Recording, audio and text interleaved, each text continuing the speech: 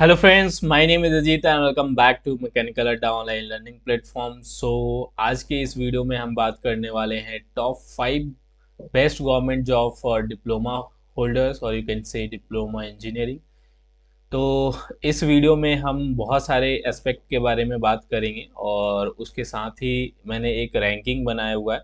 हम टॉप 5 का बात करेंगे, यानी कि रैंक 5 से लेकर रैंक 1 तक कौन कौन सा जॉब है जो डिप्लोमा आपने अगर किया हुआ है, डिप्लोमा इन इंजीनियरिंग, तो उसके लिए एलिजिबल हो।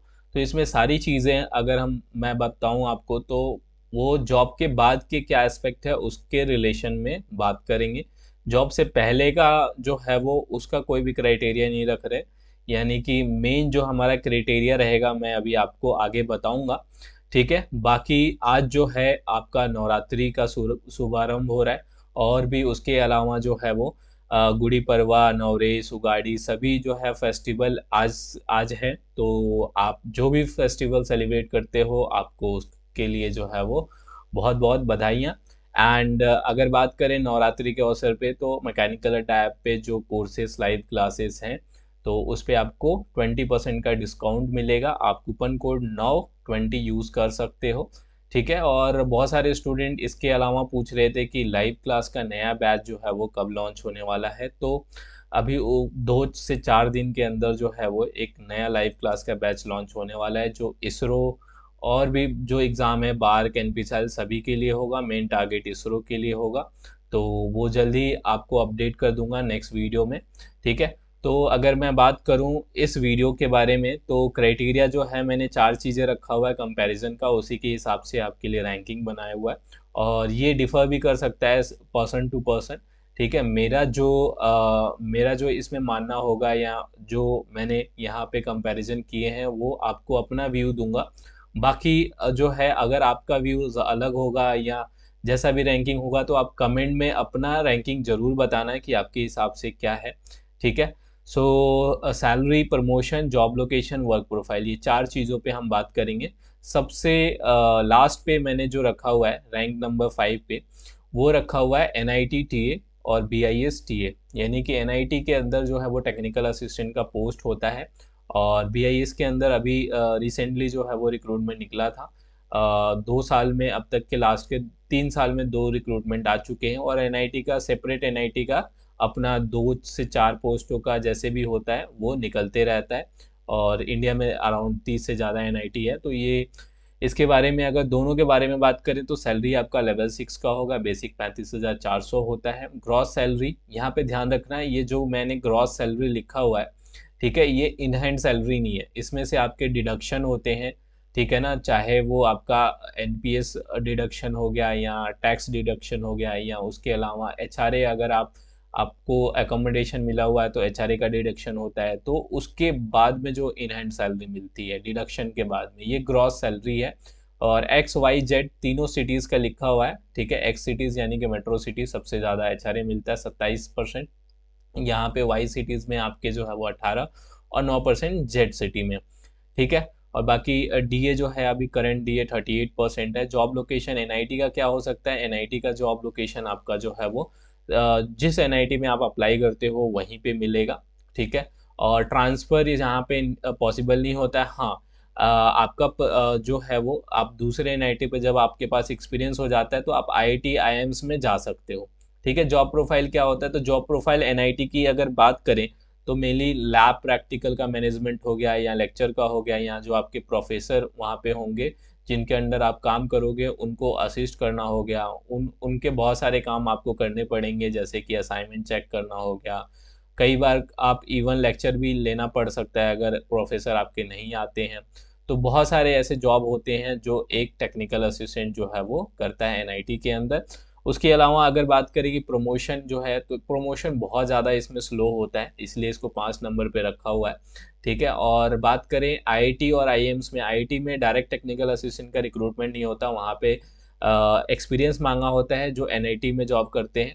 तो सेम पोस्ट के लिए वहाँ पे आप जा सकते हो, तो वहाँ पे जो है वो वहाँ पे ज़्यादा स्कोप होता है आपके प्रमोशन का। तो उसके अलावा अगर नेक्स्ट बात करें बीआईएस का, तो बीआईएस में जो है वो आपका अलग अलग लैब में आपका लोकेशन रहता है। इसमें वर्क प्रोफाइल की बात करें तो आपको मेनली जो है वो थोड़ा सा एनआईटी की बात करें तो थोड़ा सा वहाँ पे स्ट्रेस फ्री वर्कलोड होता है, ज़्यादा बहुत ज़्यादा वहाँ पे आपको ऐसे वर्कलोड नहीं रहता है। लेकिन बीआईएस में थोड़ा बहुत जो है वो वर्कलोड रहता है, थोड़ा बहुत। ये भी है कि उसमें लैब टू लैब डिफर करता है, ठीक है, किस लैब में आपका है। और यहाँ पे अगर मैं बात करूँ बीआईएस का, तो बीआईएस में आपके जॉब जो है वो आपको मेनली जो है वो स्टैंडर्ड्स वगैरह चेक करने होंगे, और फिर जो भी स्पेसिमेन होते हैं या सैंपल्स आते हैं प्रोडक्ट्स को, उसको जो है वो आपको मेज़र करना होता है, चेक करना होता है, उसकी रिपोर्ट भेजनी होती है। ये सारे वर्क प्रोफाइल होते हैं। और हाँ, इसमें प्रमोशन जो है वो बहुत स्लो होता है। हाँ, लेकिन आप साइंटिस्ट भी जो है एलडीसी के थ्रू, जिसको हम इंटर डिपार्टमेंटल एग्ज़ाम और इंटरव्यू होता है, उसके थ्रू जो है वो 10 साल आपके जॉब करने के बाद आप साइंटिस्ट भी पोस्ट पे अप्लाई कर सकते हो, ठीक है। और उसका रिटन एग्ज़ाम होगा तो उसमें आपका प्रमोशन हो सकता है। तो ये चीज़ रहता है। तो ये तो हमने बात कर लिया नंबर 5 का। इसके बाद हम आगे चलते हैं। वीडियो थोड़ा सा लंबा रहेगा, लेकिन हर एक चीज़ मैं आपको डिटेल में बताऊंगा, और ये चारों एस्पेक्ट बहुत ज़्यादा इंपॉर्टेंट होते हैं, इसीलिए नंबर 4 पे डीएई का इसलिए डाला हुआ है। बेशक इसकी जो सैलरी है आपका लेवल 7 का है, ठीक है ना।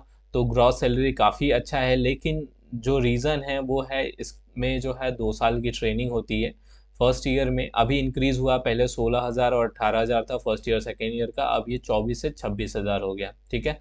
तो ये मेन रीज़न है, इसी के वजह से इसको नंबर 4 पे डाला हुआ है। अदरवाइज़ ये मेरे लिए नंबर 2 और नंबर 1 पे रहता, टॉप 2 में रहता। लेकिन इस रीज़न की वजह से आपको 2 साल जो है वो ट्रेनिंग करना पड़ता है, देन आपका जो है वो फाइनल साइंटिफिक असिस्टेंट बी के पोस्ट पे आप जाते हो। कई बार पोस्ट जो है इसमें निकलता है जो बिना स्टेपनरी ट्रेनिंग का होता है, तो उसको आप टॉप 2 में कंसीडर कर लोगे।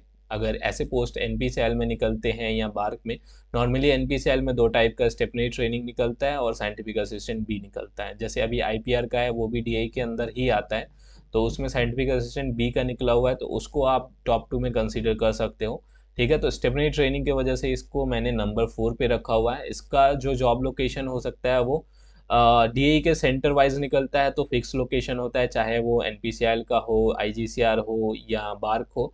हाँ, लेकिन जो है वो इसमें ट्रांसफ़र भी हो सकते हैं, रिक्वायरमेंट जैसे होती है तो एक सेंटर से दूसरे सेंटर भी आपको भेजा जा सकता है, इस चीज़ का रहता है।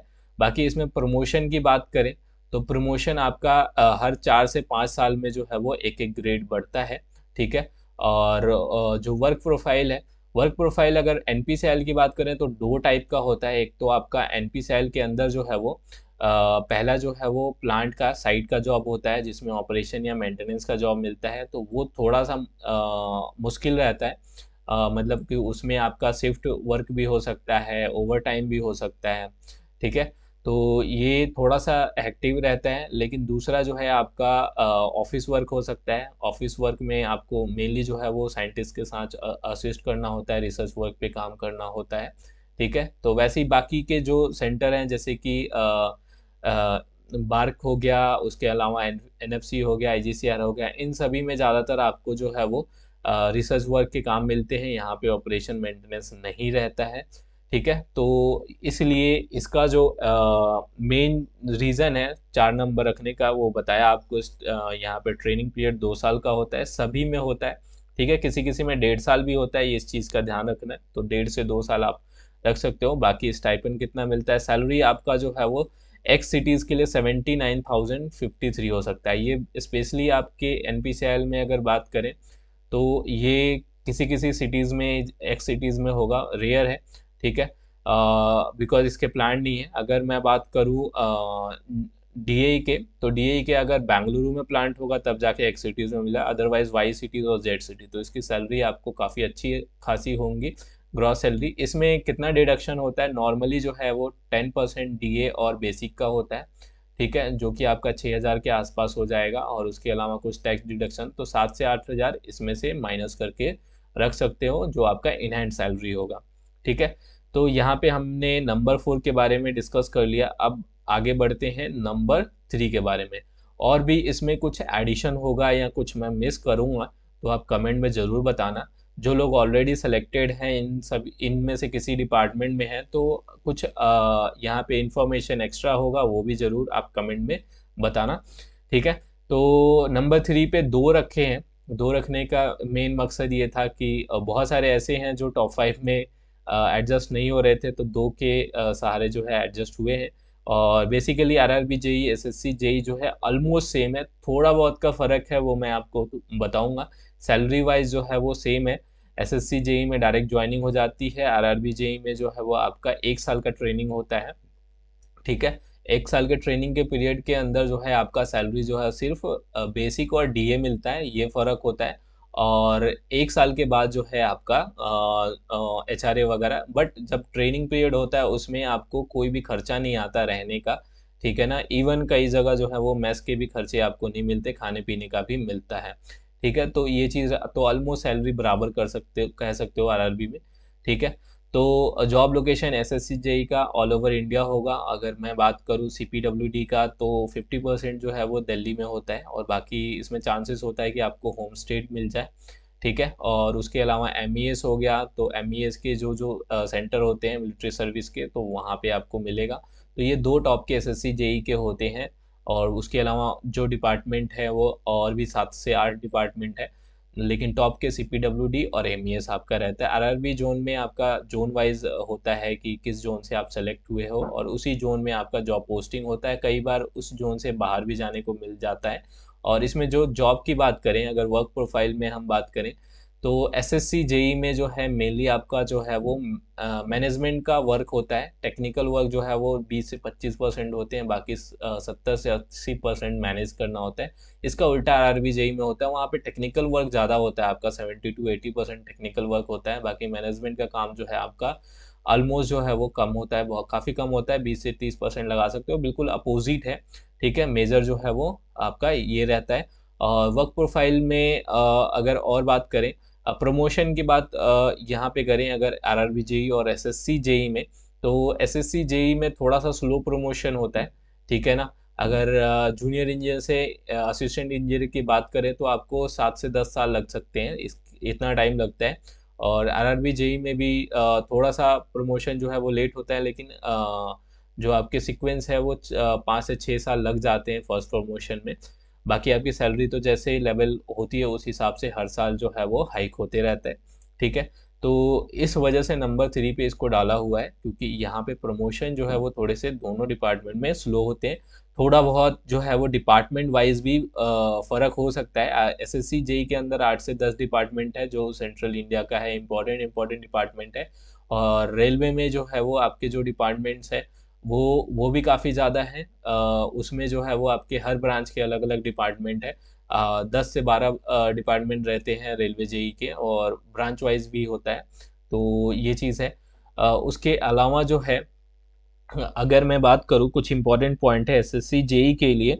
जैसे कि यहाँ पे जो है आपको काम कैसे होता है, एसएससी जेई में आपको बताया ज़्यादातर मैनेजमेंट का काम होता है। जैसे कि एसएससी जेई में किसी आप मान लो बीआरओ में सेलेक्ट होते हो, बॉर्डर रोड ऑर्गेनाइजेशन में।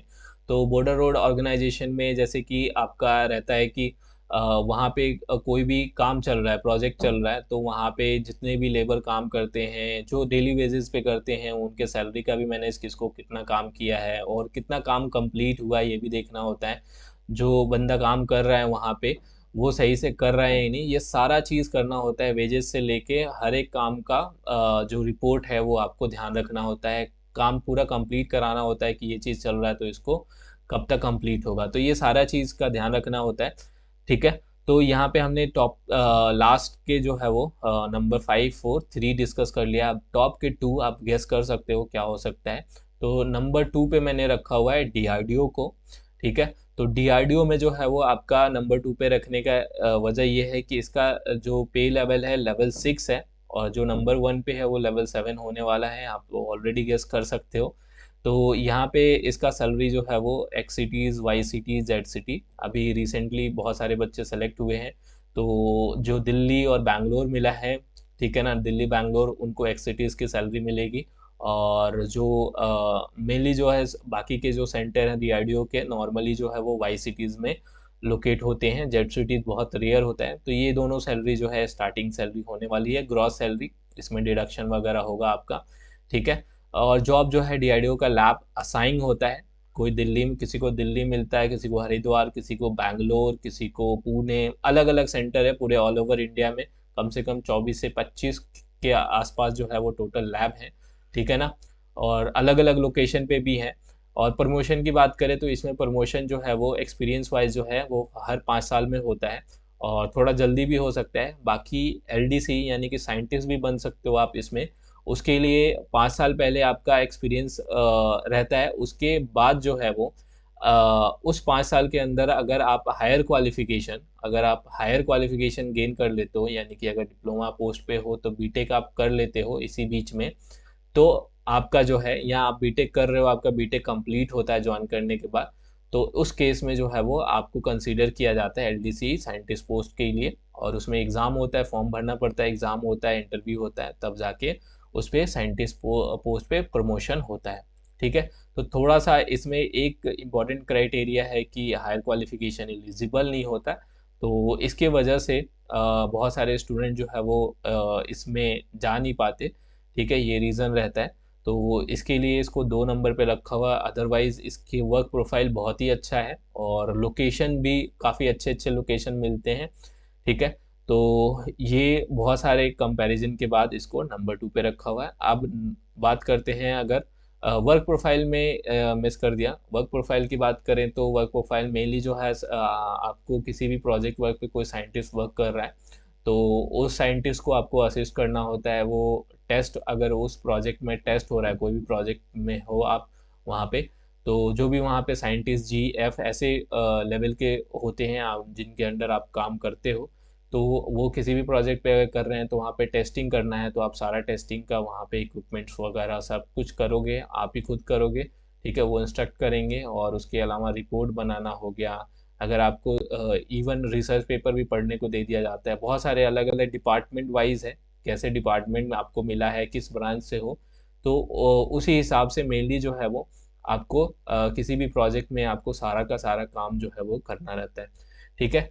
तो इसके प्रमोशन आपको बता दिया कि एसटीएबी के बाद जो है वो आप जो है वो टेक्निकल ग्रेड में जो है वो प्रमोशन हर 5 साल में आपका एक्सपीरियंस के साथ होता है, ठीक है। तो यहाँ पे अगर मैं बात करूँ अगला, जो कि नंबर 1 पे इसरो टेक्निकल असिस्टेंट, तो इसके नंबर 1 होने के आपको बहुत सारे कारण बताऊंगा। कुछ इसके ड्रॉबैक है, लेकिन एक ही ड्रॉबैक मैं मानता हूँ, एक ही ड्रॉबैक है, बट बाकी कंपैरिजन के हिसाब से देखा जाए तो काफ़ी अच्छा है। तो पहला तो सैलरी है, आपका लेवल 7 का है पे। बाकी में नॉर्मली आप देखोगे डीएई के अलावा सभी के लेवल 6 आपको मिलेंगे। और डिप्लोमा लेवल पे लेवल 7 जो है वो जॉब काफ़ी इम्पॉर्टेंट है, क्योंकि एसएससी सीजीएल, अगर नॉन टेक की बात करें, सीजीएल का जो हाईएस्ट होता है वो लेवल 7 ही ग्रेड पे रहता है, यानी कि 4600 ग्रेड पे बोलते हैं, ठीक है। तो इसलिए काफ़ी इम्पोर्टेंट है ये। और यहाँ पे जो है वो ग्रॉस सैलरी आपका एक्स सिटीज़ का 79,053 है, और वाई सिटीज़ का 75,000 है। आपको अप्रॉक्स जो है वो इन हैंड सैलरी 68 से 70 के बीच में मोस्टली चांसेस रहेगा वाई सिटीज़ में। जेड सिटीज़ में थोड़ा सा कम रहेगा, ठीक है। एक्स सिटीज़ यानी कि बैंगलोर में जो सेलेक्ट हो रहे हैं यूआरएससी के थ्रू या एलपीएससी बैंगलोर, ठीक है, तो उनको जो है ये सैलरी मिलेगी। वाई सिटीज़ जैसे कि तिरुवनंतपुरम हो गया, ठीक है, और उसके अलावा अहमदाबाद हो गया, सैक अहमदाबाद। और जेड सिटीज़ में आपका S D S C S H R आता है, वह वाई सिटीज़ में नहीं आता, ठीक है। और आईपीएससी महेंद्रगिरी भी आपका जेड सिटी में आता है। तो इसी हिसाब से जो आपके सैलरी जो है वो एचआरए मेनली होता है, आपको ऑलरेडी बता चुका हूँ।